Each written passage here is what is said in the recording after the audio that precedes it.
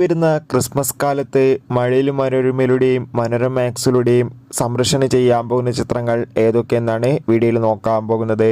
അതിൽ ഒന്നാമത്തെ ചിത്രമാണ് സുരാജ്, ഒപ്പം തന്നെ ബാബു ആൻ്റണി എന്നൊക്കെ പ്രധാന കഥാപാത്രങ്ങളായെത്തിയ മദനോത്സവം ചിത്രം ഉടൻ തന്നെ മനോരമ മാക്സ് എന്ന OTT പ്ലാറ്റ്ഫോമിലൂടെ OTT റിലീസ് ചെയ്യും.